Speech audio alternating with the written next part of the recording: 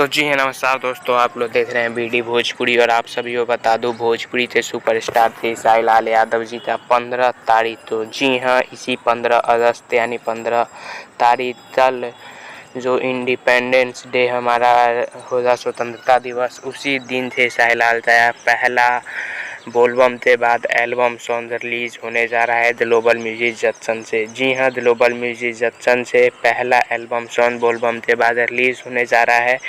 आज हो सकता है कि इस गाने का पोस्टर आप सभी को देखने को मिले, तो आप लोग एक्साइटेड रहिए। और हो सकता है कि वीडियो में तोमल सिंह हो, क्योंकि हाल ही में गाना शूट किया गया था तोमल सिंह के साथ में, और ग्लोबल म्यूजिक जंक्शन ने शूट किया था, तो यही गाना हो सकता है।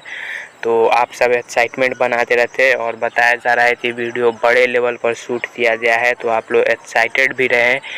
देख सकते हैं आप लोग, ये उसी गाने का तस्वीर हो सकता है। और देखते हैं पोस्टर आने के बाद फुल डिटेल आप सभी को देखने और सुनने को मिलेगा कि जाने जो लिखा किसने है, जाया तो थे साहिलाल ने है, और वीडियो में कौन है, और बाकी सारी चीज़ें पोस्टर आने के बाद हम आपको